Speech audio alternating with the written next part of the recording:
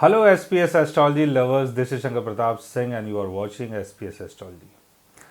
दोस्तों, आज हम बात करेंगे क्या बुरे ग्रहों की दशा में भी हमें मॉनेटरी गेन हो सकता है, मेटलिस्टिक गेन हो सकता है, यानी धन लाभ हो सकता है। क्योंकि बहुत सारे हमारे भाई लोग, बहुत सारी बहनें अक्सर ये क्वेश्चंस करते हैं कि मेरे बर्थ चार्ट में राहु की दशा चल रही है, शनि की दशा चल रही है, केतु की दशा चल रही है और राहु मेरा 6th हाउस में है, केतु मेरा 8th हाउस में है, शनि मेरा 12th हाउस में है, या जो मैलेफिक प्लैनेट्स हैं उनकी प्लेसमेंट कुंडली के केंद्र भाव में बनी हुई है, 4th हाउस में, 2nd हाउस में, 11th हाउस में। तो क्या बुरे ग्रहों की दशा में हमें मेटलिस्टिक गेन हो सकता है कि नहीं हो सकता है। और जैसा हम जानते हैं शनि के बारे में कि शनि चीज़ों को डिले कर देता है, केतु चीज़ों को सेपरेट कर देता है और राहु हमें किसी भी पर्टिकुलर चीज़ के लिए बहुत ज़्यादा परेशान करता है और उस चीज़ के लिए पीछे हम दौड़ते रहते हैं ताकि वो चीज़ हमें हासिल हो। तो जब इन ग्रहों की दशा चलती है और इनकी प्लेसमेंट अगर केंद्र भाव में है, त्रिकोण भाव में है, लाभ भाव में है, या किसी अच्छे भाव में या किसी बुरे भाव में अगर इनकी प्लेसमेंट होती है, तो क्या उस दौरान आप मेटलिस्टिक गेन कर सकते हैं, यानी मॉनेटरी गेन कर सकते हैं, धन का लाभ कर सकते हैं कि नहीं कर सकते हैं। देखिए, ग्रह चाहे आपका अच्छा हो या बुरा हो उससे फ़र्क नहीं पड़ता है,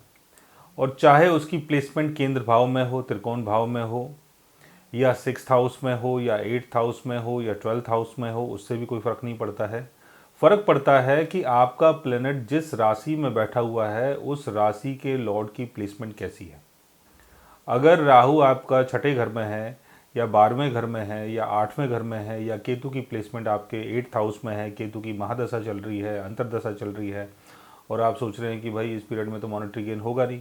क्योंकि केतु चीज़ों से सेपरेट कर देता है। लेकिन आप यकीन माने कि केतु अगर आपका 8th हाउस में है, लेकिन केतु का लॉर्ड जहाँ पर केतु बैठा हुआ है उसका लॉर्ड अगर गेन हाउस में चला जाता है, यानी 11th हाउस में अगर उसकी प्लेसमेंट होती है, या 4th हाउस में उसकी प्लेसमेंट होती है, या 2nd हाउस में उसकी प्लेसमेंट होती है, या किसी बेनिफिक हाउस में अगर उसकी प्लेसमेंट होती है, तो केतु की दशा में भी आप मॉनेटरी गेन यानी मेटलिस्टिक गेन कर सकते हैं। सेम वैसे ही शनि मान लेते हैं कि आपका 2nd हाउस में है, शनि की दशा चल रही है, और आप सोच रहे हैं कि 2nd हाउस तो वैल्यू एंड वेल्थ का हाउस है, अब शनि की दशा चल गई है, अब चीज़ों के लिए बहुत ज़्यादा परेशान होना पड़ेगा, कोशिश करनी पड़ेगी, उसके बाद ही चीज़ें मिलेंगी। बट हकीकत में ऐसा नहीं है। 2nd हाउस का लॉर्ड अगर यहाँ पर शनि को सपोर्ट कर देता है, यानी 2nd हाउस का लॉर्ड अगर 2nd हाउस में ही प्लेस्ड है, 4th हाउस में प्लेस्ड है, 11th हाउस में प्लेस्ड है, या किसी बेनिफिक हाउस में प्लेस्ड है, कहीं भी प्लेस्ड है,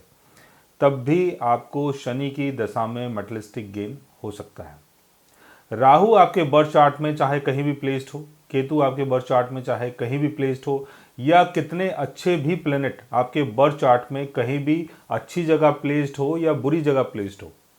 यानी अच्छे और बुरे दोनों ग्रह आपके बर्थ चार्ट में कहीं भी प्लेस्ड हो, किसी भी राशि में प्लेस्ड हो, किसी भी हाउस में प्लेस्ड हो,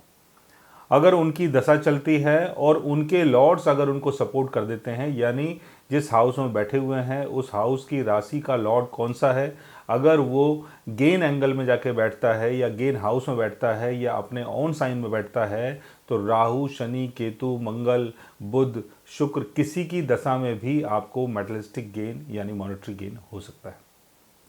तो ऐसा बिल्कुल भी नहीं है कि आपके बर्थ चार्ट में किसी मैलेफिक प्लैनेट की दशा चल रही है और आप सोच रहे हैं कि अब तो ज़िंदगी बर्बाद हो गई, अब भाई जब तक इसकी दशा चलेगी कोई गेन होगा नहीं। बट हकीकत में ऐसा नहीं। और दूसरी तरफ अगर आप देखें कि कोई अच्छा प्लैनेट आपके बर्थ चार्ट में कहीं भी प्लेस्ड है, लेकिन उसका पर्टिकुलर लॉर्ड अगर गलत जगह जाके प्लेस्ड हो जाता है, या वो अपने कंबशन में चला जाता है, वीक हो जाता है, या रेट्रोगेशन में चला जाता है, तो अच्छे ग्रह की जब दशा चलती है तब भी आपको मॉनेटरी गेन नहीं होता है। तो यहाँ पर राशि के लॉर्ड की महत्वता बढ़ जाती है कि राशि का लॉर्ड कहाँ पर प्लेस्ड है। राशि का लॉर्ड अगर स्ट्रॉन्ग पोजीशन में है, अगर ऑन साइन में है या अच्छी जगह प्लेस्ड है, तो आपको अच्छे और बुरे दोनों ग्रहों की दशा में मेटलिस्टिक गेन हो सकता है।